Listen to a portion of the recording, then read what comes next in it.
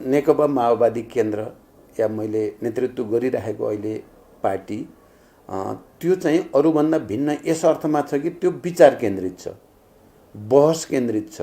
सिद्धान्त, आदर्श र अहिलेको अन्तर्राष्ट्रिय परिस्थिति, राष्ट्रिय परिस्थिति, हाम्रो विकासको चरण, अब हामी जाने बाटो आदि विषयमा चाहिँ केन्द्रित भएर चाहिँ हामी यो सम्मेलन आयोजन गरेका छौँ। र मैले अहिले दस्तावेज लेख्ने बेलामा पनि विश्वको स्थिति के छ भन्ने कुरामा एउटा विज्ञान प्रविधिको विकासले अर्थतन्त्रमा कस्तो प्रभाव पारेको छ, उत्पादक शक्ति भन्छौँ हामी, उत्पादन सम्बन्ध भन्छौँ, त्यसमा के कस्तो असर पारेको छ भन्ने कुरा दोस्रो। तेस्रो, नेपालकै समग्र ऐतिहासिक विकासको सन्दर्भमा हामी कहाँ आइपुगेका छौँ भन्ने र आजको बिन्दु के हो भन्ने कुराको खोजी, आजको हाम्रो आर्थिक, राजनीतिक, सामाजिक, सांस्कृतिक अवस्था कहाँनिर छ र अब हामीले जस्तो कि संविधानले दिशानिर्देश त एउटा गर्यो समाजवाद उन्मुख राज्य भनेर, तर हामी चाहिँ फेरि वैज्ञानिक समाजवादका पक्षधर हुनुको नाताले हामीले समाजवादको रणनीतिलाई कसरी कार्यान्वयन गर्ने भन्ने विषयमा मेरो अलि बढी जोड छ।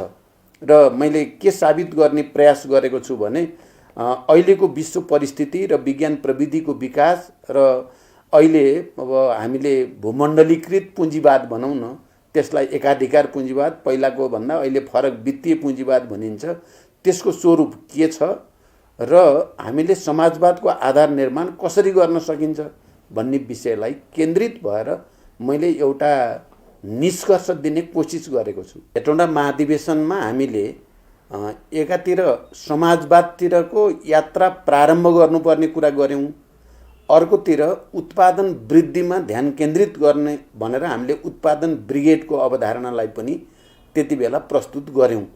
त्यो बडो प्रारम्भिक चरणमा थियो, त्यो समाजवादतिरको यात्राको सन्दर्भ पनि र चाहिँ उत्पादन ब्रिगेड सम्बन्धी समग्र अवधारणा पनि। त्यहाँबाट यहाँसम्म आउँदा देशको राजनीतिक घटनाक्रम पनि धेरै अगाडि गइसकेको छ र हाम्रो पार्टीको एकता प्रक्रिया, विभाजनको प्रक्रिया, यी तमाम घटनाक्रमहरूले पनि हामीलाई नयाँ ठाउँमा लगेको छ र मैले अब 21औं शताब्दीको यो अहिले हामी तेस्रो दशकमा अगाडि बढ्दैछौँ। अब पार्टीले समाजवादी क्रान्तिको रणनीति अन्तर्गत समाजवाद उन्मुख समृद्धिको कार्यनीति भनेको छु मैले, त्यो मातहतमा हामीले अब चाहिँ ठोस रूपमा नै स्थानीय तहदेखि प्रादेशिक र राष्ट्रिय तहसम्म, केन्द्रीय तहसम्म पनि हामीले उत्पादन वृद्धि गर्ने, एक समुदायको हक अधिकारलाई स्थापित गर्ने, प्रकृतिमाथि, प्राकृतिक साधन स्रोतमाथि स्थानीय जनताको अधिकारलाई स्थापित गर्ने कुरा, त्यहाँ व्यापक सामुदायिक मोर्चा बनाएर उत्पादन वृद्धि गर्ने र जनताको जो चाहना छ समृद्धिको त्यसलाई सम्बोधन गर्ने कुरा, प्रादेशिक र राष्ट्रिय तहका मुद्दामा पनि केन्द्रित भएर हामीले छिटोभन्दा छिटो राम्रोभन्दा राम्रो उपायद्वारा आर्थिक विकास गर्ने भन्ने कुरामा बढी केन्द्रित छ। एक। दोस्रो, अहिलेको युग भनेको वास्तवमा सूचना प्रविधिमा निकै ठुलो क्रान्ति भयो, डिजिटलकै युग भनिन्छ।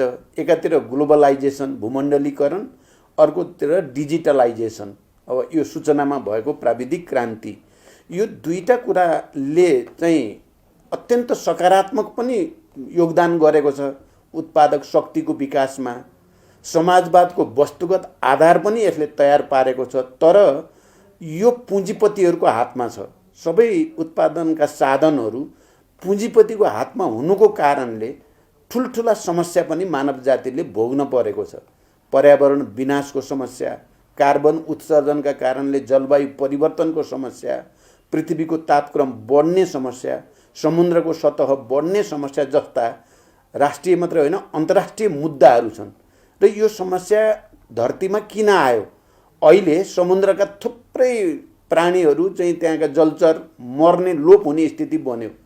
हाम्रा जडीबुटीहरू थुप्रै चाहिँ अब ती नष्ट हुनेतिर जान थाले।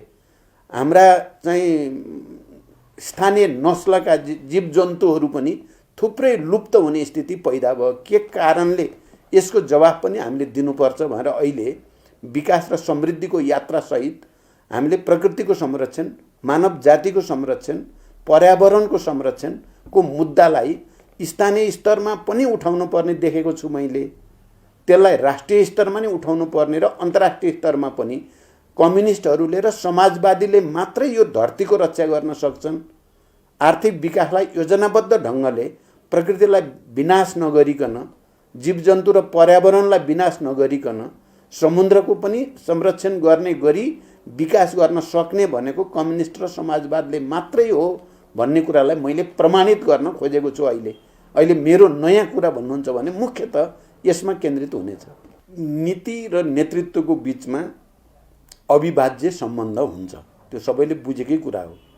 जसको नीति उसको नेतृत्व भयो भने मात्रै त्यसले गति लिन्छ, राजनीतिले पनि गति लिन्छ, पार्टीले, आन्दोलनले गति लिने कुरा हो।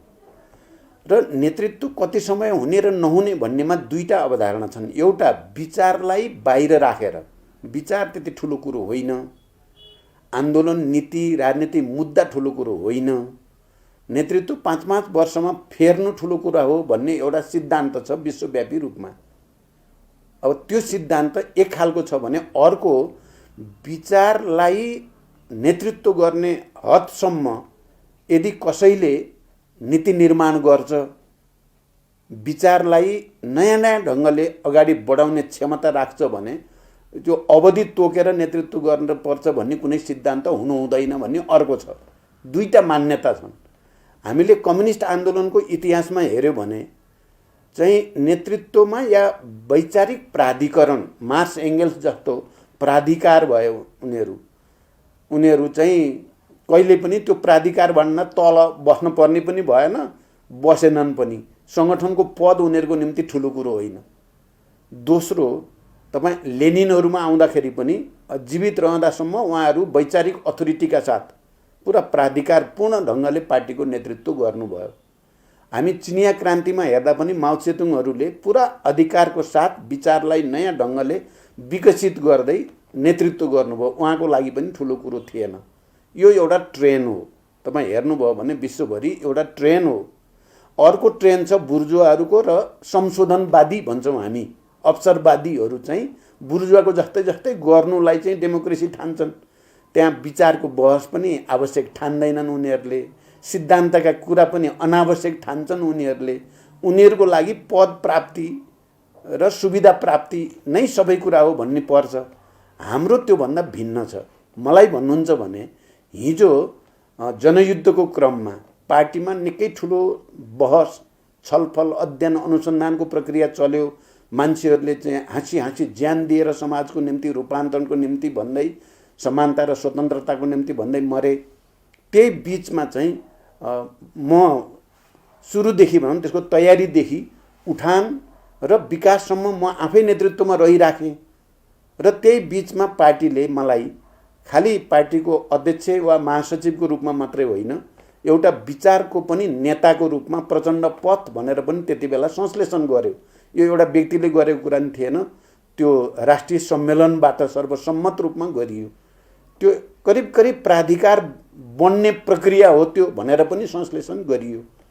त्यसैमा टेकेर जनयुद्धकै बिचमा 21औं शताब्दीमा जनवाद के हो त डेमोक्रेसी, अरू बुर्जुवाको डेमोक्रेसी र हामी कम्युनिस्टको डेमोक्रेसीमा अन्तर के हो भन्ने कुराको गहिरो अध्ययन र व्याख्या 21औं शताब्दीमा जनवाद भन्ने प्रस्तावमा मैले गरेको छु। र त्यो अहिले म दस्तावेज लेख्दा पनि त्यो फर्केर हेर्छु म, त्यसमा धेरै गहन र धेरै दूरगामी विचारहरू त्यहाँ प्रस्तुत गरिए। अनि हामी चुनमाङ बैठक भन्छौँ। त्यो चुनमाङ बैठकमा चाहिँ फेरि कसरी शान्ति सम्झौता र परिवर्तनलाई अगाडि बढाउने भन्ने सन्दर्भमा केही महत्त्वपूर्ण निर्णयहरू त्यसले गर्यो। अनि त्यसैको जगमा 12 बुँदे समझदारी भयो।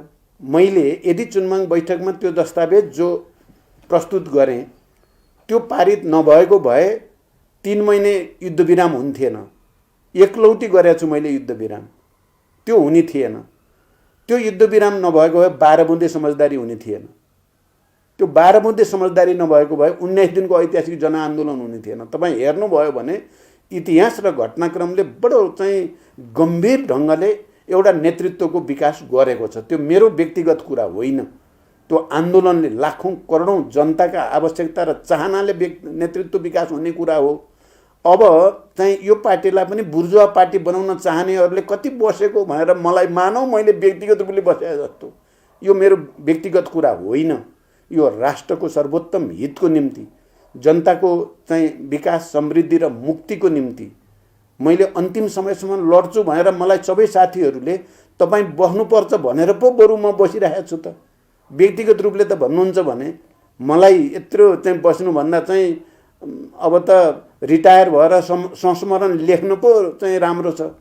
तर चाहिँ मैले अहिले जुन दस्तावेज बनाउँदैछु मलाई विश्वास छ राष्ट्रिय सम्मेलनले त्यसमा गर्व गर्नेछ र नेतृत्वप्रति गर्व गर्नेछ। यो त साइन्स हो, यो त विज्ञान हो, यो व्यक्तिगत कुरा होइन भनेर म भन्न चाहन्छु। हामीले जे गर्दै आएका छौँ त्यसले नेपाललाई धेरै अगाडि लगेको छैन।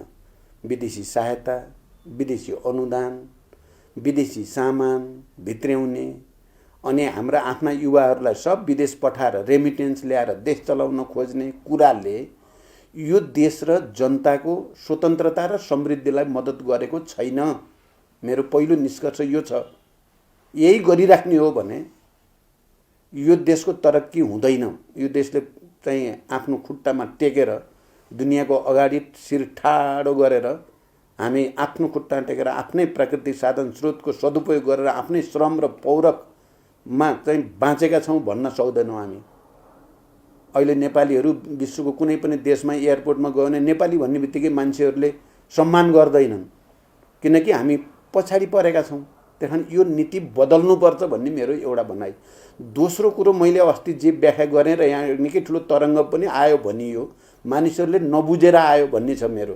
मैले भनेको एउटा अन्तर्राष्ट्रिय स्तरका प्रवृत्तिहरू भनेको अन्तर्राष्ट्रिय आर्थिक प्रवृत्तिहरू के छ, पुँजीवादले कस्तो प्रवृत्ति बढाइराखेको छ र हामी समाजवादीले अब कस्तो प्रवृत्तितिर कस्तो योजनातिर सोच्नुपर्छ भनेर गरेको व्याख्यालाई मानव नेपालको अहिले भर्खरकै चाहिँ संरचनामाथि हमला गरेको हो भने जस्तो गरी बुझियो, प्रचार गरियो। जानी बुझी कतिपयले त्यसलाई तोडमरोड गरे। त्यहाँ मेरो त्यो होइन। म त अहिले पनि भन्छु पुँजीवाद अहिले वित्तीय पुँजीवादको रूपमा देखिएको छ। नाफा कमाउनु तिनीहरूको चाहिँ मूल ध्येय छ। पुँजीको लगानी उत्पादनमूलक कार्यमा भन्दा तपाईको चाहिँ छिटो पैसा आउने चाहिँ काममा, त्यो घर जग्गा किनबेचका जस्ता काममा छिटो चाहिँ पैसा त्यहाँबाट आउँछ, या अरू त्यस्ता मुद्राबाट मुद्रा कमाउने, पैसाको लगानी पैसाको लागि गर्ने, उत्पादनको लागि नगर्ने प्रवृत्ति हाबी छ भन्न खोजेँ हो। मैले कुनै सेयर बजार सिद्धिन पर्यो नेपालको भन्न खोजेकै होइन। म त लगानीकर्ताको पक्षमा छौँ हामी। तर मैले त ठुलो सैद्धान्तिक बहस पो गर्न खोजेँ हो। नेपालले रणनीतिक रूपले कुन बाटो पक्रिनु पर्ला भन्ने बहस पो उठाउन खोजेको हो। मैले कसैलाई अहिले भर्खरै घाटा पार्न खोजेँ हो र। त्यसकारण त्यो कुरा होइन, कुरा अलिक ठुलो हो भनेर म भन्न चाहन्छु। कुनै पनि पार्टी जसरी समाज राजनीति निरन्तर परिवर्तनको प्रक्रियामा हुन्छ, ती पार्टीहरू पनि परिवर्तन हुन्छन्। यो एमाले भन्ने पार्टी 28 सालमा कस्तो थियो, एकदम उग्र क्रान्तिकारी। 38 सालमा गएर कस्तो भयो, बडो मध्यमार्गी। 48 सालमा कस्तो भयो, अलि पेटी बुर्जुवा। अनि 62-63 सम्म आउँदा कस्तो भयो, हामी सबै सहकार्य गरेर राजतन्त्रका विरुद्ध सामन्तवादका विरुद्ध लड्ने साथी। तपाईँ यसरी हेर्नु पर्यो, चाहिँ चिजलाई यसो भनिसकेको भनेर निरपेक्ष र यान्त्रिक र रूढिवादी रूपले हेर्न भएन भन्ने मेरो पहिलो भनाइ। दोस्रो, मैले हो पार्टी एकता गर्ने प्रस्ताव मैले नै गरे हो।